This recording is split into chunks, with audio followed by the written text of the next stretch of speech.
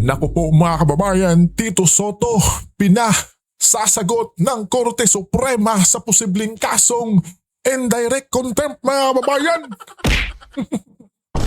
Naku po no, matapos kasing kontrahin ang ruling sa impeachment case ni VP Sara mga kababayan. Tila ba'y nakarma na itong ating Tito Sen mga kababayan? Kababayan ha? At tila ba'y nabulaga pa to? Samantala po mga kababayan, Senator Jinggoy Estrada, nako po, mukhang hindi uyon sa posibleng impeachment dito kay VP Sara mga kababayan. Eto, pakinggan natin. Sir, how are you preparing lang doon sa possible na pag-akyat ng impeachment case ni VP Sara? How are you preparing lang, sir? No, Nagaling na tayo dyan. Tama. The participant during the impeachment trial of former Chief Justice Coron. Oo. Napag-usapan niyo po minority yung possible na pag-akit. Kaya nag-meeting kami kasi subok lang yung Senator Allen yung bago niyang catering. Pagkain. Sir, sabi ni Sen. Robin, may possibility na harangin daw ng taga-minority yung pag-convene ng impeachment court. May ganun bang napag-usapan? Wala Walang ganun. usapan. So if umakyat, sir, if umakyat yung articles of impeachment, walang problema sa inyo if mag-convene ang impeachment Of court? course. We have to follow the Constitution. We have to follow the law. Yung agree din po kay SB, sabi po ni SB, kapag daw makin yung articles, the following day, magpo-convene na yung impeachment court. Possible, but of course, padadala pa ng summons in both parties, the defense and the prosecution. Bago yung trial. Of course. How do you feel, sir, about this? Ang daming dapat na Ako, ayoko na tinatrap. sana magulo na masyadong bansa natin, masyadong na maraming problema. Ako sana, kung ako, I've said it time and again,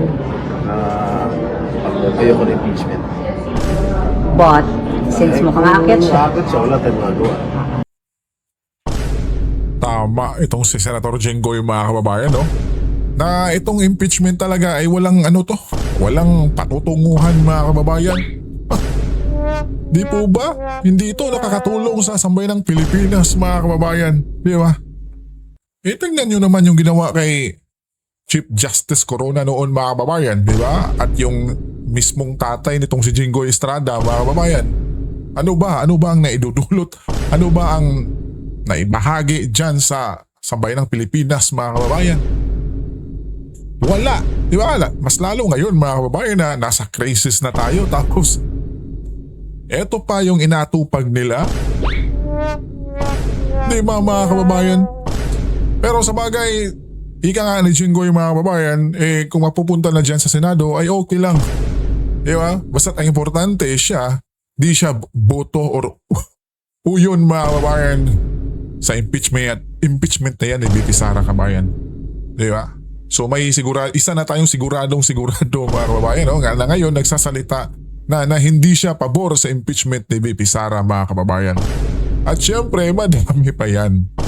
Kaya nga di ba yung mga analyst kabayan na nagsasabi na sila na itong impeachment ni VP Sara pagdating dito sa Senado ay wala, lusot to mga kababayan, absuelto.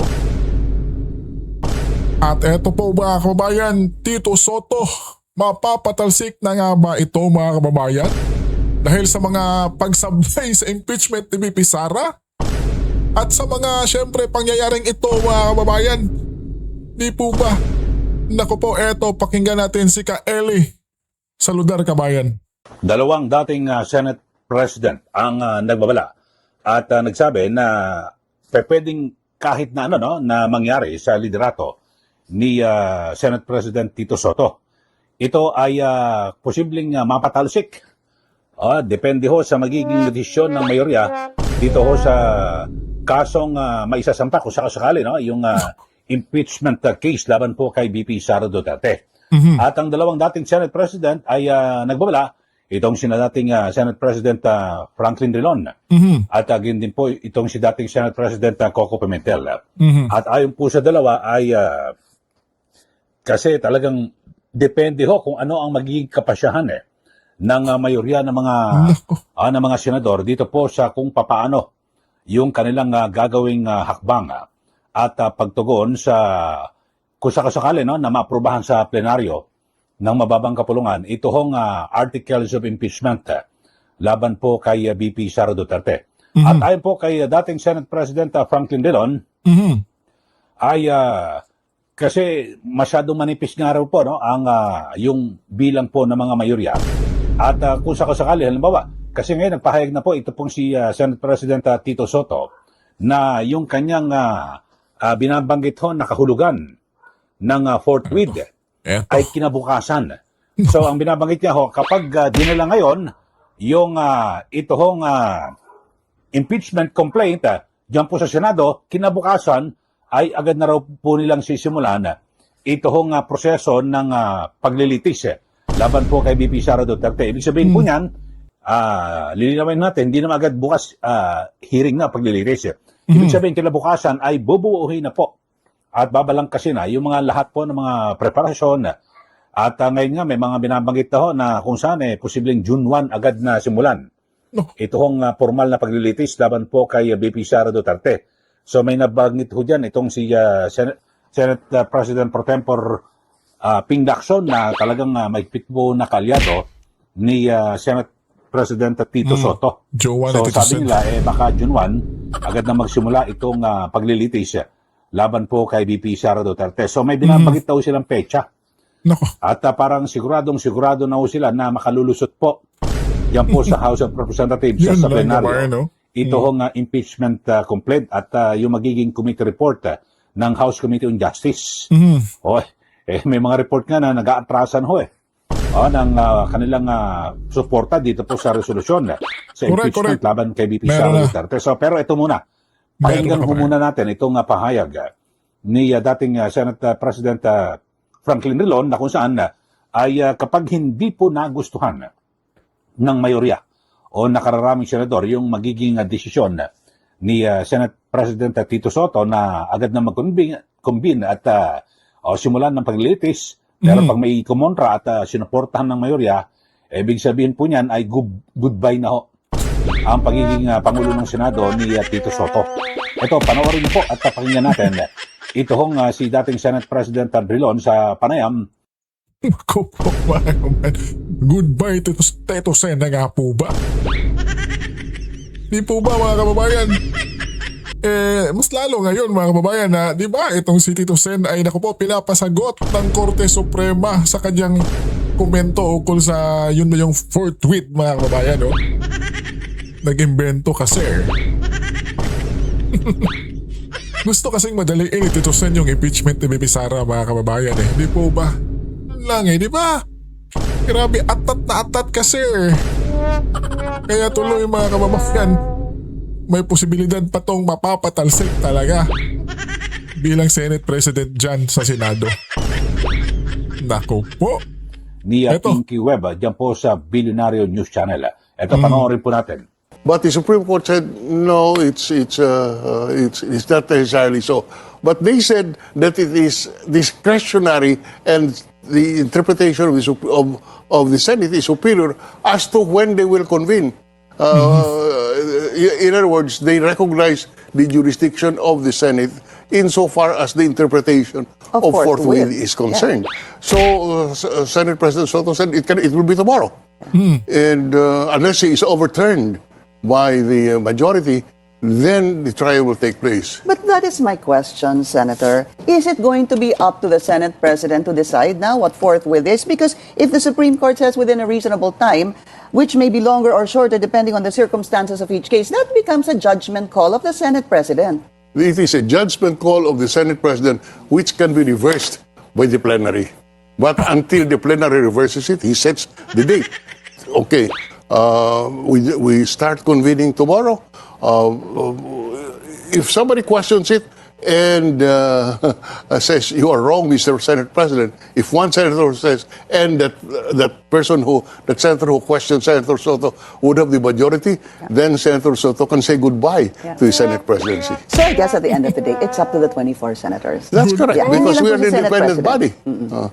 And at least the Supreme Court recognized that the Senate can interpret it in its own discretion. Yeah, because basically there was a ruling also part of it, not in these words, that it's not just up to the Senate President, but the impeachment court itself. Basically saying it's up to all 24 That's of correct. you. That's correct. But the way it is implemented is the Senate President and the Majority Leader, presumably with the support of the majority, says the trial will take place on June 1 or whatever. Unless the majority of the senators says no, we will hold it in June 1 of next year.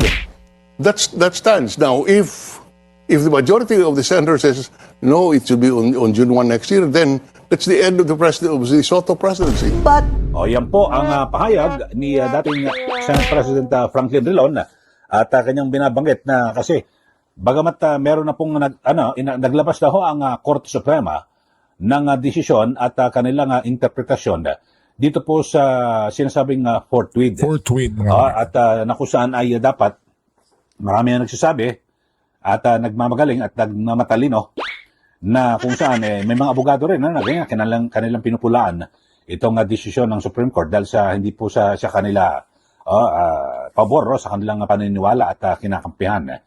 Pero ang sabi maliwanag ko, hindi ako abogado, pero ako po ay sumasang-ayon sa naging desisyon ng Korte Suprema ng Tama. Ibig sabihin, reasonabling oras. Hindi naman sinabing, kahit na may ginagawa ka, kasi ang ginagawa ho, ang sinasabi ho ng iba, yung mga literal, na forthwith, agad-agad, hindi naman pa pwedeng gano'n na, kumbaga sa na kahit may ginagawa ka pang iba, hindi, tapusin lahat yan, ito muna. Dapat meron pong reasonable time. Sabi ng Supreme Court, actually, ang desisyon, kasi nagtataka ko, mismong mga abogado, ang mga kung may question, ay ang sina attorney Mel Santamaria.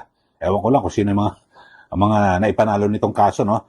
At iba't iba, sina Coco Pimentel, at iba pa hong mga, sabihin natin, ng mga abogado na kanilang tinutuligsa ito hong desisyon ng Supreme Court. Ang liwanag ko, hindi ako abogado, pero sabi ng Supreme Court, reasonable time. Kasi ibig sabihin, depende yan sa desisyon ng Senado. Pero basta't aksyonan nyo sa reasonabling oras at sa inyong, kasi hiwalay po na na sangay ng pamahalaan ang Senado, legislatura, tapos sabi ng Supreme Court, bahala na sila. Basta't reasonable time. O, tama naman, ipinauubaya. Ang ibig sabihin po niyan, nasa discretion po ng Senado kung kailan nila sisimulan. Hindi pa pwedeng pag sinabing forthwith, agad-agad na nakalagay. Pag ginagawa kasi, translate ka agad sa dictionary. Hindi, agad-agad yan, immediately. Hindi. Di ba? Parang may inutos sa'yo. May inutos sa'yo ang magulang mo. Bumili ka ng ganito, kumakain ka. Punta ka sa grocery, bumili ka ng ganito. Kumakain ka. Tama. Pwede dapat utos sa magulang mo. Agad-agad susundin mo, di ba? Yung reasonable time. Pagkatapos mong kamain, tsaka ka punta sa kung saan pinapunta sa department store o kung ano man. Ganun yun. Hindi mo naman sinuway. Kung sinunod pa rin. Kaya lang, nasa kasagsagan ka ng pagkain di ba? Pwede mo naman sabihin hindi, tapusin ko lang pagkain, tapos punta ka rin ako sa department store. Kung ano yung mga gusto ipabili. Yun parang ganun ang sinasabi ng Supreme Court. Binigyan ko lang ng ehemplo Kasi, Kyle Atat na baka may petsa itong si Tito Sen, mga kababayan, di ba? Na ibinigay ng, siyempre, alam naman natin na may nakakaano pa. May nakaka-mastermind kung baka, mga kababayan. May mastermind pa. Yang si Tito Sen. Di ba?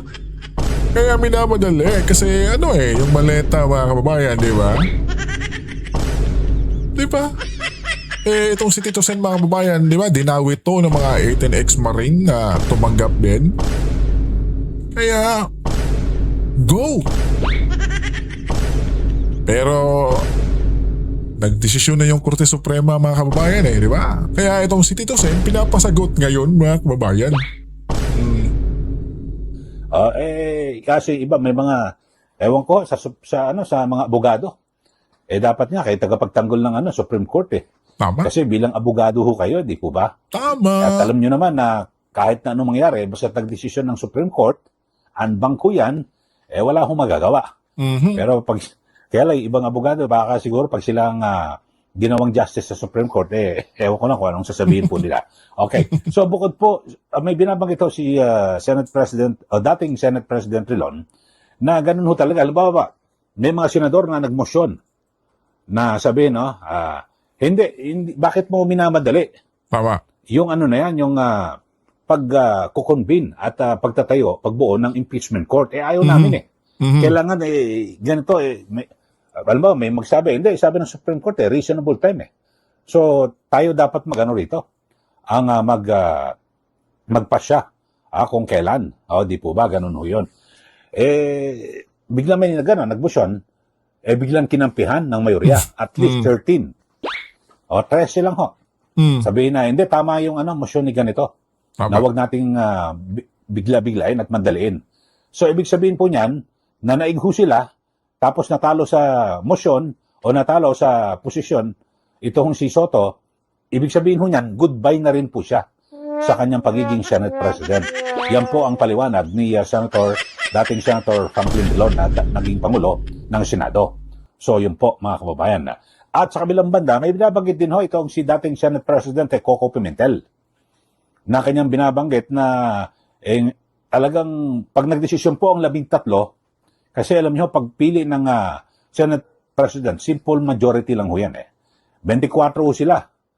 So, simple majority, di ba? Pag hinati mo yan, 12-12, may isa mag-13, di okay na. Magiging 11 isa 13, kuha na kagad ang liderato. At may maluluklok na bagong Senate President. So sabi po ni Coco Pimentel ay talagang ganun ho, mga kababayan, simple majority. Kasi ngayon, napakanipis ho ng ng agwat ng mayorya at ng minorya. Kasi ho, sa minority block, siyam po sila. Siyam. At 5 ho dyan, yung mga kilalang talagang kaalyado ni Duterte, di ba? Ni dati Pangulo Duterte. Amy Marcos, Ronald Bato de la Rosa, Bongo, Robin Padilla, Arrogante Marcoleta, 5. Yes, sir. Tapos may siyam pa, Alan Peter Cayetano. Yes, sir. Jingo Estrada, Joel Villanueva, Chis Escudero. So siyam mo sila lahat. Solid po ito. So may nagmotion po mula sa minorya, tapos biglang galing po sa majority, yung 15, may kumampi doon sa minorya, tapos na ang laban. So pwedeng matanggal ho itong si Soto bilang Senate President. Ito, pakinggan ho natin. Itong napahayag ni dating SP Coco Pimentel. Sige po. Sa kanyang napahayag na talagang nanganganib po na pwedeng matanggal sa pwesto ito pong si Soto bilang Pangulo ng Senado. Panoorin niyo ho at pakinggan itong interview dyan po sa DCWB at na kung saan ay yun nga ho, binabanggit ito ni dating Senate President Coco Pimentel. Panoorin po natin. Opo. Pero ano po yung mangyayari? Halimbawa kung manalo sa botohan yung motion, di ba magkakaroon ng motion, then manalo sa botohan yung mga mababatas, mga senador na magsasabi, wag na tayo mag-trial. Pwede ba yun? Oo nga, si Senate President, kunyari, si Senate President, hindi siya bumoto pabor dun sa motion na wag na mag-trial kasi iba yung understanding niya Sabi niya, trial shall forthwith proceed. Wala tayong discretion dito. Di pipilitin niya ngayon mag-trial. Ngayon, paano ngayon kung 13 nga yung ayaw nga mag-trial? So, kailangan baguhin nila leadership ng Senado. So, magkakaroon tayo ng leadership changes sa Senado na yung leader nila will reflect yung majority position. Ganun yung mangyayari dyan.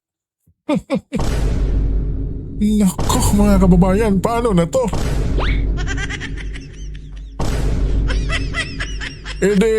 Goodbye impeachment na rin ba, mga kababayan? Ang bihira. Opinion ko lang, mga kababayan, nagkakaganito na sila ngayon, mga kababayan. Timing kasi yung impeachment ni VP Sara, di ba? Nalalapit na kasi yung eleksyon, mga kababayan. Di ba? Diba, sana yung timing nila Kong Luistro, mga kababayan, diba? Nung nakaraang taon pa sana, nung unang isinampa nila yung impeachment, yun dapat yung timing, mga kababayan, diba? Sana, pero naunsyam diba? Naharang, mga kababayan Nabukya, mga kababayan diba? yan. Opo, buti nabanggit niyo po yan kasi sa isang panayam, mayroon ako naalala na may nabasa ko na panayam kay dating Senate President Franklin Drilon din po, no? Gaya po ninyo na dating Senate President. May nabanggit siya na hindi lang po yung posisyon ni Vice President Sara Duterte yung nakataya dito sa usapin ng impeachment, kundi yung posisyon din po ni Senate President Tito Soto. Kasi syempre, alam naman po natin yung sitwasyon ngayon sa Senado, masasabi nating hati, di ba? Dahil yung may mga sumusuporta sa Vice Presidente, may iba naman na vocal na gusto nila na ma-convict ang Tama. Vice Presidente. Your thoughts po? At saka ang laki ng minority ngayon, 15 versus 9 eh. Opo. Oh, tandaan mo na you only need 13 votes to elect the Senate President or to elect a new Senate President. So kung 9 na yung basis noon, apat na lang di meron na talagang change of leadership. Yan po ang pahayag ni dating Senate President Coco Pimentel. Pakinggan nyo naman ho, mga kababayan. Maliwanag kasi sabi niya ho, talagang ngayon, Maliwanag na maliwanag po kay Eli. Di po ba mga kababayan? napakalakas ho at malaki po ang bilang ng minorya. Kasi alam nyo, nung panahon Yun lang, ni kabayan. Coco Pimentel, nung siya po ay nasa minority, di ba? Dalawa lang ho sila ni Risa Ontiveros eh. Di po ba? Ang nasa minorya. At dalawa lang. Talagang wala hong ano. Yung Senate President noon ay pwede matulog na mahimbing. Ngayon, anytime ho eh. Baka pwedeng isang kisap mata eh. Biglang magbago po ang liderato ng Senado, di po ba? At ito, Naku ito po. yung malaking posibilidad at maring manganib. Yung yung pwesto ho ni Senator Tito Soto bilang Pangulo ng Senado, di po ba? Kasi kaya sinasabi, dapat maging maingat po siya sa kanyang mga sasabihin at mga hatol. Bagamat sa ngayon, sabi nga ni Senator Drilon ay may nasa desisyon din po ng Pangulo ng Senado kung kailan ho dapat magsimula yung paglilitis. Alam ba, sabi ni Soto at sabi nga ni Senator Lacson, June 1, umpisa na yung paglilitis. Tama. Biglang may kumontra. Yun lang. Ay hindi, masyadong mabilis yan. May nagsabi sa minorya. Biglang may mga kumampa rin mula po sa majority. Naging 13 po ang botohan. At nanaig na hindi dapat June 1. Goodbye na rin si Tito Soto. Ganun po ang sinasabi. Okay, so yun lang po. Pero Naku po. wag mo magmadali itong Senator Tito Soto at Senator Yun Ping lang, Lacson kabayan. na nagtatakda na ho sila ng pecha na June 1, masyadong malayo pa at maaga. Bakit po? Kasi may mga report ho, ito ho, dyan po sa Kamara. House of Representatives, Yep. na ang sinasabi ay may mga nag-aatrasan na raw. Nag-aatrasan daw po ng mga kongresista Meron ang na. napaulat na para maging co-authors ng Sara Duterte's impeachment bid. Yun ho. So, Tama ka, sabi Eli. ko ng ilang may mga report na may mga ilang mambabatas dyan po sa House of Representatives ang napaulat na nagdadalawang isip po kung susuportahan ba nila itong impeachment ni BP Sara. At ito na ang kanilang mga pahayag at parang pagdududa o pagdadalawang isip matapos po yung ilang araw na pagpapasya ng House Committee on Justice na kung saan ay pinagbotohan at meron po silang nakitang probable cause para i-impeach ito pong si BP Sara Duterte. So sabi ho at kasi May 4 na, Lunes ho, ay manunumbalik na ang sesyon ng dalawang kapulungan ng Kongreso. At ito ho, merong draft resolution na kung saan ay ito nakalagay ho, setting forth the articles of impeachment against Vice President Sara Zimmerman Duterte Yes. as allegedly been circulating among congressmen. So ito raw yung resolution na yan, umiikot na raw po sa mga kongresista at para pirmahan, yung iba naman pinapatanggal daw po yung kanilang pangalan at ayaw ho nilang pumirma o ayaw nilang suporta dito po sa sa impeachment na ito. BP Sara. Yes. So yun ho mga kababayan. So abangan ho natin kung kasi ang target ho nila ay March 11 ay magkakaroon na po ng botohan sa plenaryo at para kasi 106 lang naman at para may akit na po sa Senado ito hong articles of impeachment. Pero may mga napaulat din ho. Sinasabi rin ho ng abante at ng politiko na kung saan ay di umano ay ginagapang na raw ho ni House Majority Leader at Presidential Son, Sandro Marcos, yung mga bawat kongresista na suportahan ito pong impeachment laban po kay VP Sara Duterte. So may mga ganun hong report at meron ding hong report yung Abante at sa ating nakaraan na episode na 1.3 billion pesos di umano Yun. ang inilang budget para pa sa impeachment ni VP Sara Duterte. Diyan pa lang yan sa House of Representatives ha. Ewan lang ho natin sa Senado kung may mapapaulat din na magkakabigayan at para bumaliktad po yung mga senador na kung saan sa ngayon ikakampihon ni VP Sara Duterte. So aabangan ho natin at manonood ho tayo sa mga kilos ho ng mga kongresista. At siyempre, May 11 daw yung butuhan sa plenaryo, kumaka 106 po sila. Samantalang sa Senado, easy lang ho kayo sa Senado. Correct. Nagsasabi na agad si Senator Lacson, June 1 daw, umpisa na yung paglilitis easy lang, wala pa ho Tapusin nyo muna. Tama mga kababayan, no? Itong si Pinky, mga kababayan, di ba? Kasangga or kadikit mga kababayan to ni Tito Sen, di ba? Shota Di ba? Nagbigay na ng petsa kaagad. Paano na to mga kababayan? Itong si Tito Sen, pinapasagot ng Korte Suprema ngayon. Naku po, mga kababayan. Eto na talaga yung sinasabi ni Pipi Sara noon mga kababayan na the day of reckoning. Na kumbaga yung tadhana na mismo ang gumagalaw mga kababayan. Di ba? At alam naman natin yan na talagang destined na si Pipi Sara para maging Pangulo ng Pilipinas mga kababayan. Di ba? Kasi mga kababayan tingnan nyo naman nung nangyayari sa ating bansa ngayon. Di ba? Sino ba ang nararapat na maging Pangulo natin sa 2028 mga kababayan? Bukod kay VP Sara, sino? Ilagay nyo nga dyan sa comment section mga kababayan. Kung may mas hihigit pa kay VP Sara mga kababayan.